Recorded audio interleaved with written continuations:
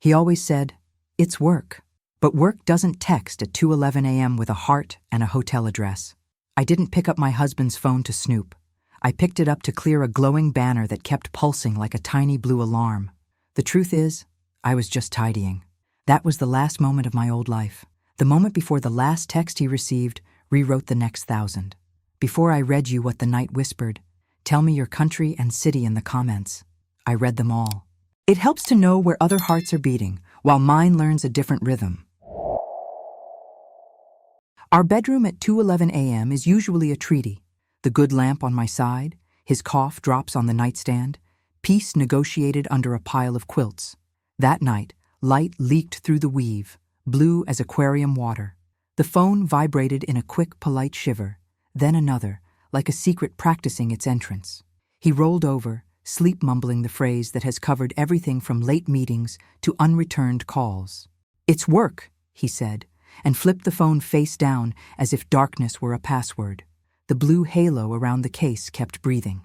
I counted 3 more pulses before he settled, the way you count a crying baby's hiccups, waiting for quiet that decides not to arrive. By morning, the light in the kitchen wanted to tell the truth. I wiped the counter in slow circles while the coffee machine tried to cheer up the room. Mark's phone rested next to mine, screen blank, pretending to be dutiful. He kissed my temple and reached for his travel mug. "Crazy schedule," he said. "Don't wait up." People say crazy when they want permission to be careless. I stacked mugs, straightened the dish towel, and watched his phone out of the corner of my eye like I was keeping an eye on the sky. It was set to Do Not Disturb, but the little exception icon glowed. Favorites, unknowns, 2 doors he kept unlocked.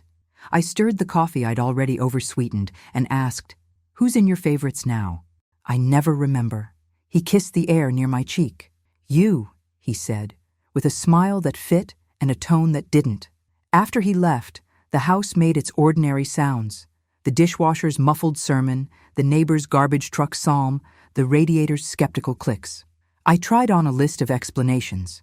Emergency, flight delay, a mistake. My mind is a talented seamstress. It can stitch a costume for any fear if you hand it the right color thread.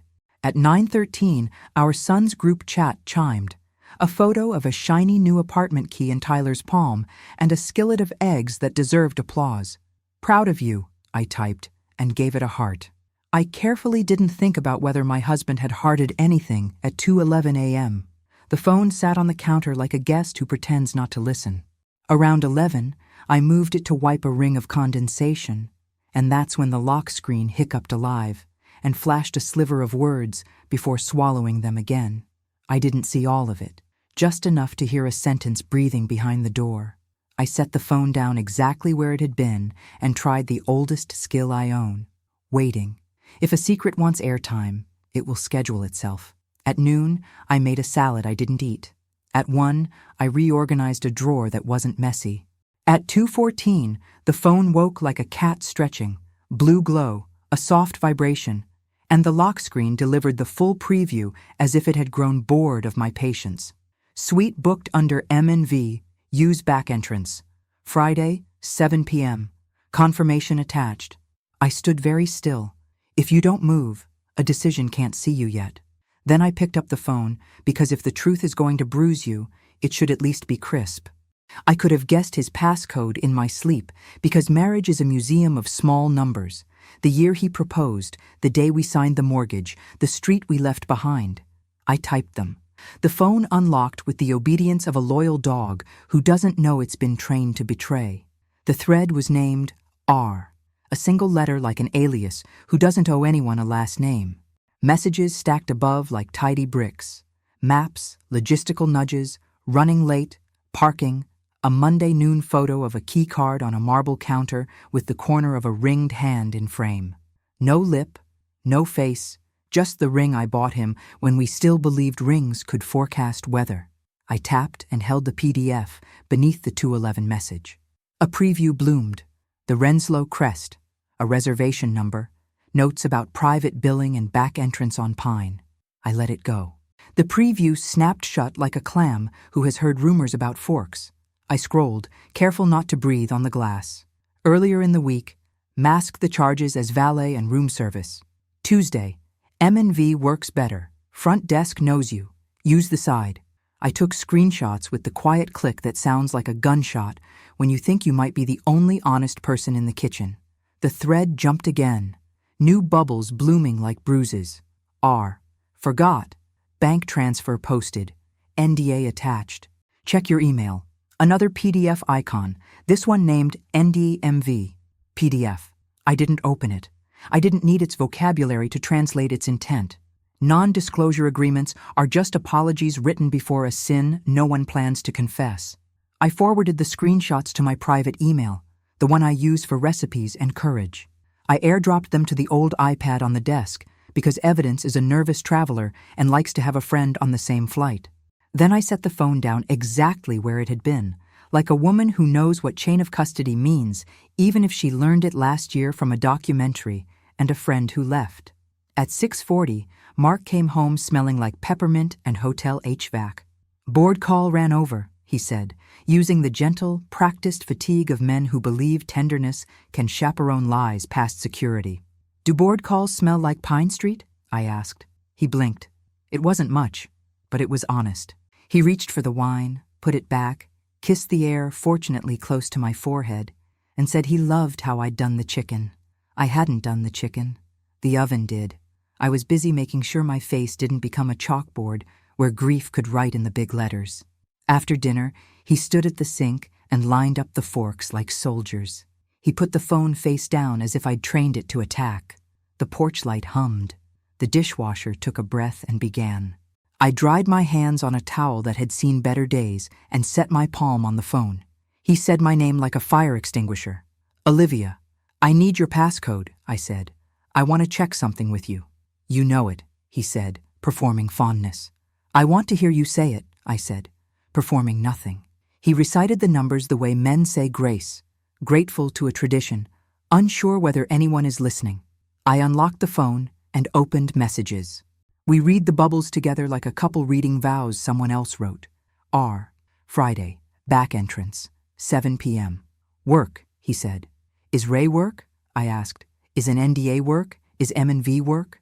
He closed his eyes, not in shame, but in the hope that darkness could still be a password. Let's sit, I said. The kitchen table holds more truth than any bed I know. We sat. We didn't eat. The table was set for a meal called Consequences, and I've heard that dish is best served without garnish. I didn't raise my voice. I raised evidence.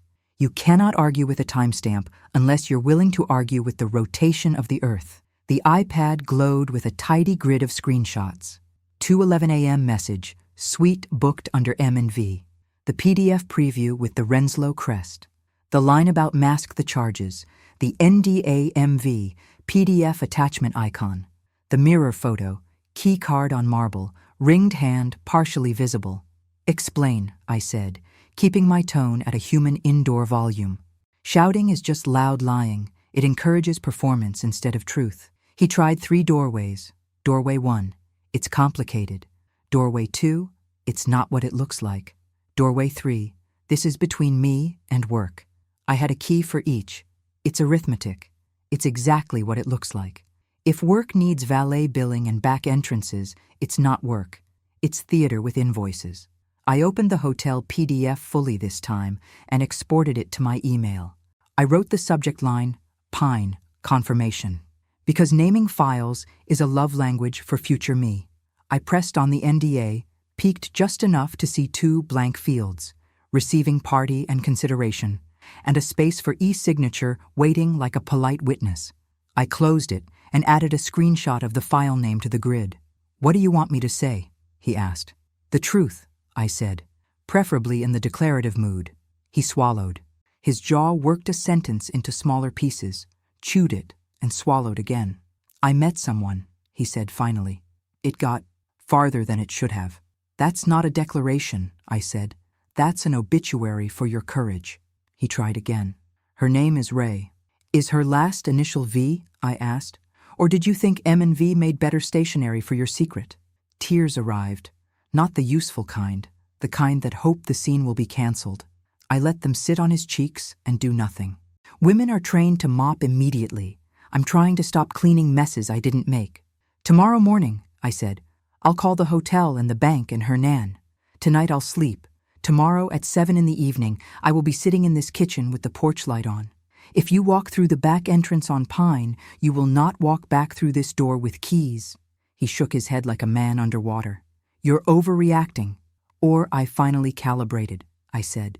Either way, I'm done rehearsing silence for your convenience. That night, I set message forwarding from his phone to the iPad, settings, text message forwarding, and enabled the old email address I used to collect recipes and courage. Evidence travels better with 2 passports. At 8:07 a.m., I called the Renslow. The concierge had a voice like warm porcelain. Good morning, the Renslow concierge. Good morning, I said, steady. Reservation number RV2746MV, please. Of course. A brief pause, fingers on keys. Suite confirmed for Friday, 7 p.m. Arrival notes. Back entrance on Pine, private billing. Name on file M and V. I'd like to add a note, I said. Billing disputes must be handled by Olivia Bennett only. Please disable private billing. Noted and applied, she said, clicking like a nurse adjusting an IV. Would you like the pre-arrival folio emailed? Yes, I said, and gave her the address that keeps secrets safe for exactly as long as I need them. I called the bank next. The manager has seen our faces for years. His voice always starts in cordial and ends in worried when a wife calls before 9.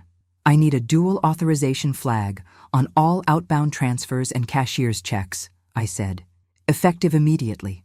Also, a note on file that beneficiary changes require in-person confirmation by both account holders. He invoked policy. I invoked counsel. He invoked a hold. I invoked gratitude. He promised a confirmation email and a fax because some banks still believe legal certainty smells like warm paper.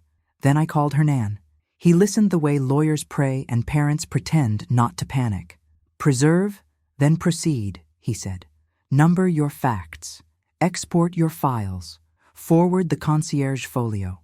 I'll draft a preservation letter to the hotel and a notice to opposing counsel.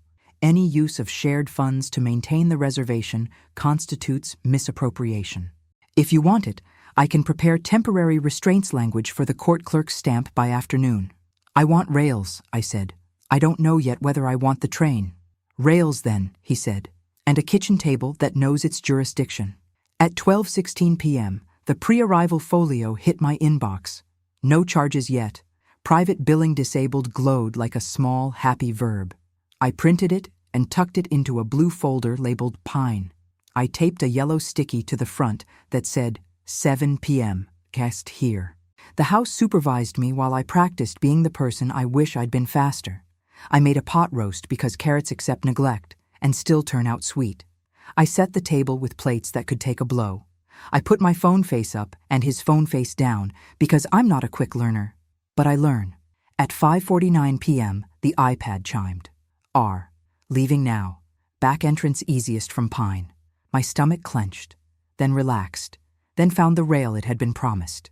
I screen-hotted and slid the iPad under a cookbook like a stagehand protecting a prop. 6:12 p.m., door. Mark, flushed, not from wine, from running. He set his phone on the counter like a passport at a border he wasn't sure would let him through. Are we? He started. We're not fine, I said. We're formal. He sat. The roast perfumed the room with a domestic alibi. We did not touch the forks. Why didn't you go? I asked, not letting hope audition as kindness. He exhaled. Because you said you'd be here at 7, and I remembered what it felt like the year we paid the mortgage with your freelance checks and the car died and you told me we were still rich. I could walk through a back entrance tonight or through our front door. I wanted to remember what it feels like to be let in properly. The line was too neat to be purely spontaneous, but it was sincere enough to use. Okay, I said. Then we proceed. I slid the Pine folder across the table. On top, the hotel confirmation. Beneath it, the bank flag. Beneath that, a single page labeled kitchen table terms. Draft. His mouth twitched at terms. People who prefer fog do not enjoy signage. We read, we add, we sign, I said. And then we decide whether the porch light stays dim or bright. He nodded like a man who has finally found the staircase in the dark. Hernan's office has the kind of wood that remembers conversations. The conference table was matte, not glossy, which I appreciated. Some truths shouldn't see their reflections while they're forming. He shook my hand like a contract. Firm, brief, with the unspoken clause, I work for you, not your panic.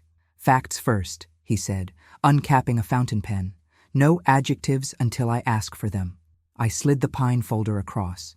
On top, the Renslow confirmation, concierge notes, and my printouts of 2:11 a.m. and mask as valet sought room service.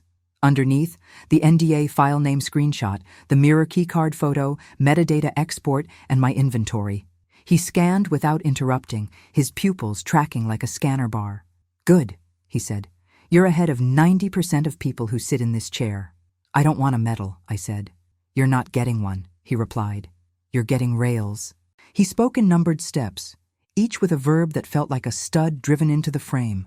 1. Preservation. He drafted a preservation letter to the Renslow. Retain entry camera footage for the Pine door, lobby cams, hallway outside suite, desk logs, call notes, and any billing profile edits tied to M&V. We request a 30-day hold pending subpoena, he said, and his assistant appeared like a competent angel to collect the draft. 2. Notice. We notify Mark, via counsel if he has one, otherwise by certified mail, that any use of shared funds for that suite constitutes misappropriation. If private funds, we still attach intent to deceive because of the masking instruction. 3. Financial flags. He called our bank while I listened. My client is confirming the dual auth flag, he told the manager, and adding a beneficiary change hold on bank-held products, pending joint in-person consent. The manager hesitated. Hernan stacked words: policy, risk, fiduciary, court order pending. The hold went on with a keystroke we could hear through the line. 4. Stipulated behavior. If Mark chooses reconciling, he said, we propose kitchen table terms with legal scaffolding, access, disclosure, counseling, financial transparency, no third-party contact, and a mutual civility clause. He tapped the title I'd printed. Your instincts are right. We'll add enforceability. His assistant returned with the preservation letter on letterhead that made paper feel taller. Hernan signed with a pen that must have had a law degree. Courier will serve the Renslow this afternoon, he said. They'll roll their eyes and comply. Hotels love policies more than they love guests. He slid a small USB-C card reader across the table. The mirror photo. Did your phone capture the EXIF metadata? I exported, I said, passing him a thumb drive. He opened the file tree and nodded at the timestamps. Excellent. We can anchor when against where. If someone tries to argue context, we'll make the clock testify. He leaned back. Now adjectives, he said. Tell me how you want to play tone. Plain, I said. No monologues, no vengeance, rails. Good, he said again, because vengeance is expensive and mostly benefits the other side. We built language for a mutual device access protocol, temporary screen mirroring via a family MDM app, shared location during the stabilization period, and a no-delete policy under penalty of adverse inference in the event of future litigation. He had templates for all of it. Civilian-friendly words with legal ligaments stitched underneath. Last thing, Hernan said. Do you want the in-the-room option? What's that? Tonight at 7, he said. If he tries to backslide or if R escalates, I can be available by phone to put law in the air. Sometimes the presence of a third party, particularly one with stationery, keeps the decibel level down and the honesty up. Keep your ringer on, I said. He smiled. It always is. Between law and dinner, I did errands that felt like field dressing a wound while continuing to host guests. I bought pantry staples, because scarcity makes fear louder. I replaced the front porch bulb, a warmer lumen, not harsh, and dusted the lampshade with a napkin as if it were a reliquary. I swept. I opened windows to let the house change its air. Ordinary verbs are splints. At 3:08 p.m., the iPad bannered R. Everything ready, back entrance easiest from Pine. I can meet you by elevators. My screenshot reflex was now a heartbeat. I didn't respond. The phone sat face down on the counter like a closed eye. I taped a sticky note to it anyway. 7 p.m. our home. It was for me, not for him. At 5:12 p.m., Tyler texted, "Mom, dinner Sunday? I'll bring lasagna. It'll be chaotic." "Yes," I typed. Then, "We're okay." I didn't believe it yet, but I wanted the sentence in the world wearing my voice. He responded with a heart that didn't know it had been conscripted into interior design. It made the room steadier. At 6:32 p.m., the door clicked. Mark stood there with no cologne and a face that had chosen one direction. He set his phone on the island, face up, and put his keys beside it like offerings. "I didn't go," he said. "I know," I said, because my iPad had been very chatty about Ari's impatience. "Why do you sound disappointed?" he asked, and it was almost funny. "I'm not," I said. "I'm adjusting the light." We sat at the kitchen table where laminates outlive promises. I placed 2 sheets between us, kitchen table terms and device access protocol, temp.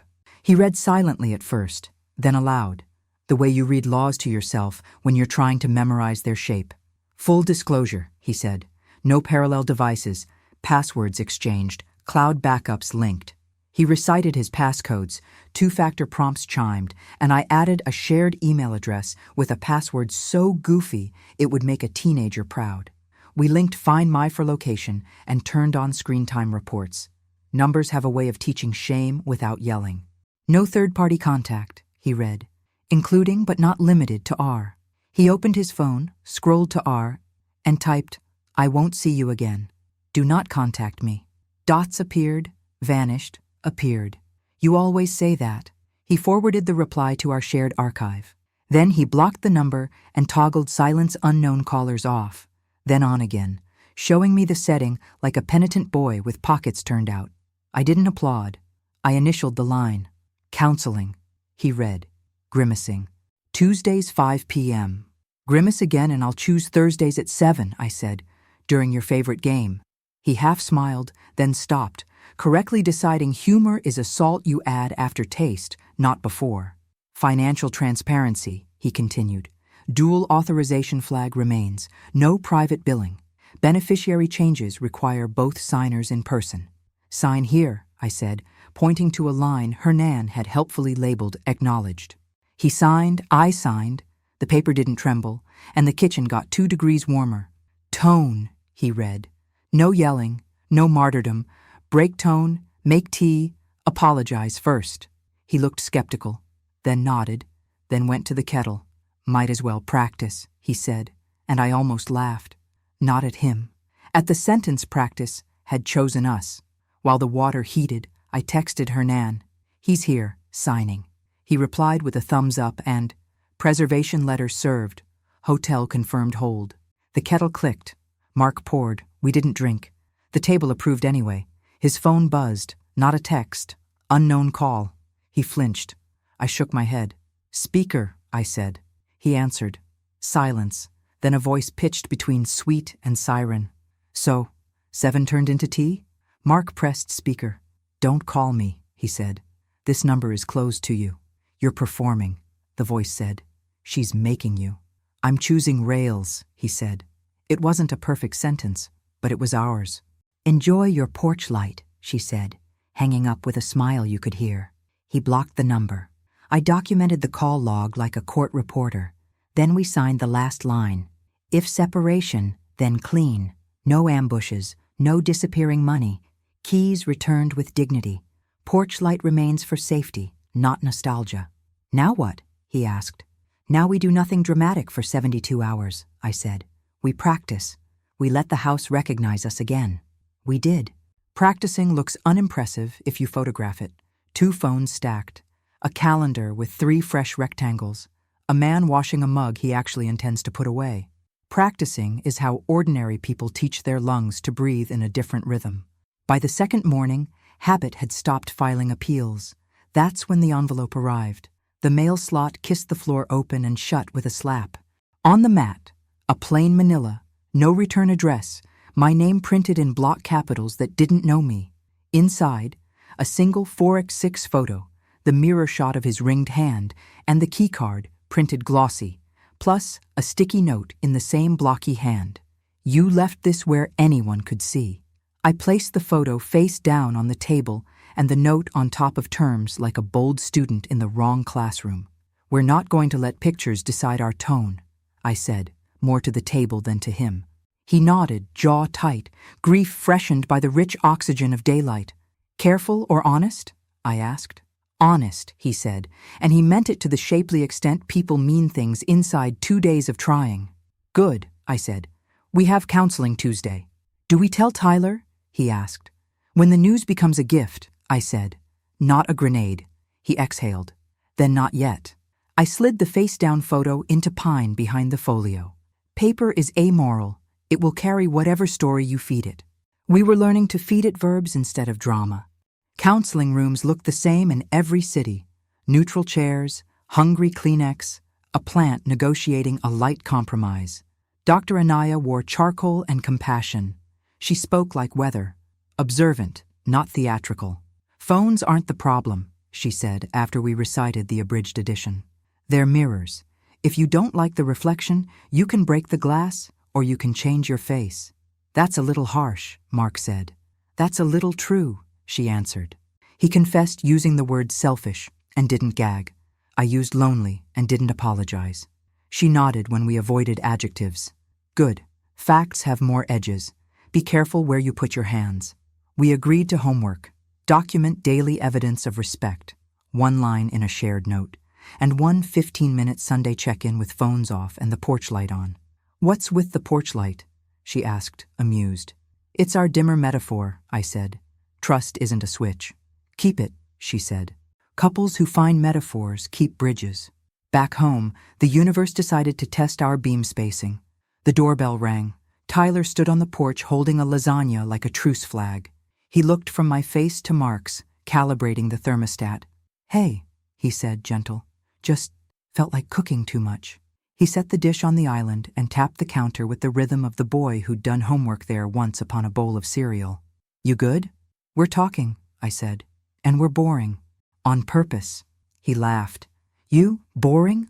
I'll believe it when I see it. Then he sobered. Want help eating this absurd amount of pasta? Yes, I said, because sometimes the only answer that keeps a house standing is yes. We didn't narrate infidelity. We narrated rules.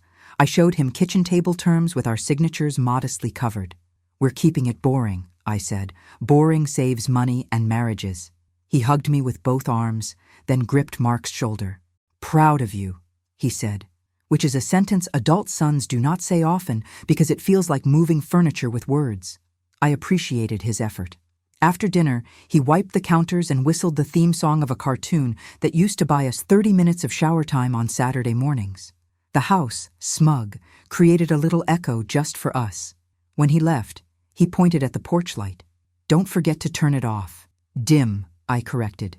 Right, he said, and saluted with the lasagna pan like a symbol. At 9:47 p.m., my email pinged with a courtesy from the Renslow. Reservation M&V canceled per guest request. No charges. The subject line could have been titled, A Small Good Decision. I printed it and stapled it to pine, then took a breath I hadn't planned to take and found it tasted less like iron. Later that week, Life tried a smaller test. R created a new number and texted him 2 words. Miss you. The phone buzzed. Mark looked at me, then at the screen. Then at me again, asking permission with his eyes. Block, I said. He did. Then he handed me the phone before I asked. I airdropped the log to our archive, added a line to our respect note, blocked the new number without prompting. It looked small. Small is how beams are installed, 1 level inch at a time. On Friday, Mark's mother called to ask if we were coming for Sunday pot roast. She has an algorithm. If I answer on the first ring, we're fine. If I text, we're fighting. If Mark answers, she worries about me. I answered on the first ring and talked about lilacs for 6 minutes. Later, Mark squeezed my hand like a thief returning a necklace you didn't know he'd taken. Saturday afternoon, the package on the porch had a return address this time, a co-working space we both know as a hive for people who monetize adjectives. Inside, a printed NDA, unsigned, and a sticky that said, in blocky capitals, You owe me. My laugh surprised me, small and mean and bright. I placed the NDA under pine and took a photo of the envelope, postmark, and note with a ruler in frame, because sometimes you have to teach evidence its own height. I forwarded the images to Hernan with male escalation, not dignifying with reply. He responded, correct, preserve, then proceed. In the evening, I sat on the porch step with tea while the sky tried on its indigo jacket. Mark joined me with a hammer and a tiny brass plaque from the hardware store. He held it up, embarrassed. Threshold, it read. Too much? He asked. Exactly enough, I said. He screwed it into the wooden sill carefully, as if he could injure the idea by over-tightening. We watched the light catch the letters. The porch light approved. Somewhere on the street, wind chimes practiced forgiveness. The next week looked like a sequence of small verbs. Sync. We synced calendars and titled the recurring Sunday check-in talk. No emojis, no jokes, as if the meeting were shy and needed quiet to grow. Audit. We took 1 hour to sit with a spreadsheet and list every subscription and auto charge.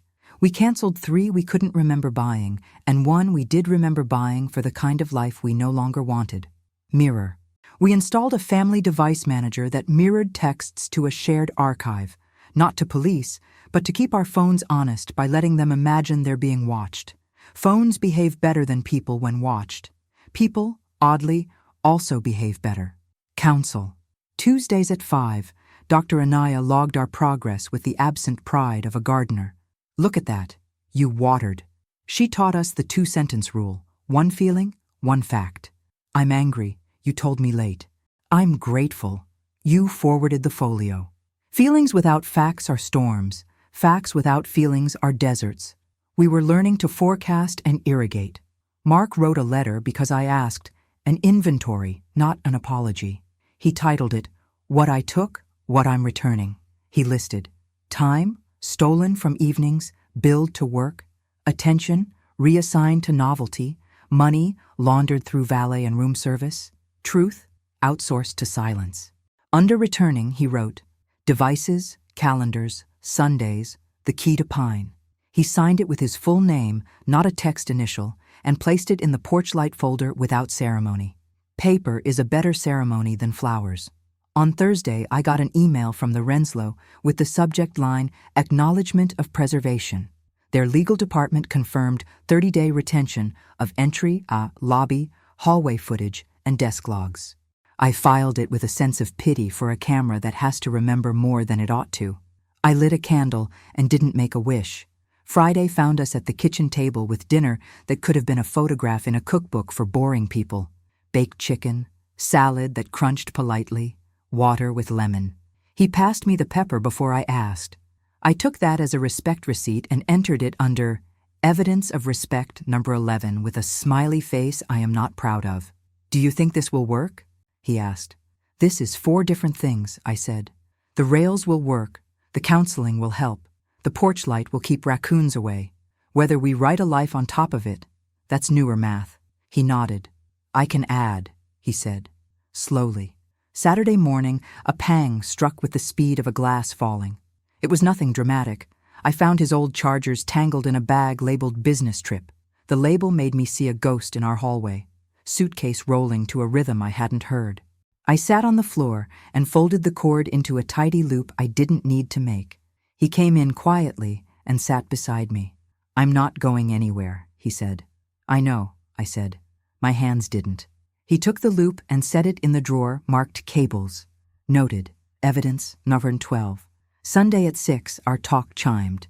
We sat on the porch steps like parishioners who respect a ritual they invented. We used the 2-sentence rule. We didn't solve anything showy. We didn't declare victory. We declared continuance, which is the most underrated outcome in the justice system of homes. I keep thinking about the last text, he said, softer than the evening. So do I said, but less about the words, more about the tempo it forced me to hear. What tempo is that? One where I keep the beat, I said, not the phone. He smiled, then didn't, then did. Practice. Epilogue. Beats. Small but true. R. Tried again with an email that looked like a lawyer had dressed it. Hernan replied with one that looked like a carpenter had built it. We didn't answer. Wood won. Tyler came by with basil from a windowsill plant that thinks it's a forest. He put it in a jar of water and told us, don't refrigerate, it sulks. We didn't. It didn't. I replaced the welcome mat. The new one reads, Home. Welcome is a promise to everyone. Home is a promise to the people who keep it. On a Tuesday, I walked past the Renslow. The pine entrance looked like a mouth that had learned manners. Closed, quiet, a doorman polishing brass that already shone. I didn't go in. I didn't need to. The camera could keep its memories without mine. I used to think endings were verdicts, together or apart, guilty or forgiven, on or off. Then the last text my husband received rewired the lights in our house, and I learned there's a middle position called dim. Dim is not indecision. It's stewardship. It's the courage to live in a room while you fix the lamp instead of burning the house down because you found a moth. Phones don't lie. People train them to. Screenshots are not revenge. They're seatbelts. Lawyers aren't flamethrowers if you choose the right one. They're carpenters who install rails so you can walk without looking down. And the kitchen table, scarred, crumb-dusted, indestructible, is the only courtroom where love can testify without perjuring itself. I didn't raise my voice. I raised documents. I didn't slam the door. I labeled the threshold. I didn't promise forever. I promised to tell the truth in an indoor voice and keep the porch light at whatever setting the day earns. If you're listening with a phone heavy in your pocket, I hope you find rails before you need a rescue. If you're listening with a text you can't unsee, I hope you find a table that will hold while the papers learn to behave. And if you're listening from a porch somewhere far from mine, tell me your country and city in the comments. Not because I need the data, but because it helps to know where other hearts are beating while we learn a new tempo. The last text didn't make my heart stop. It made it change time signatures. I'm conducting now. And printed in a font big enough to read in the dark on a sheet that lives beside the oven mitts and the matches, there's a title that says, What We've Chosen to Protect. Home doesn't keep secrets.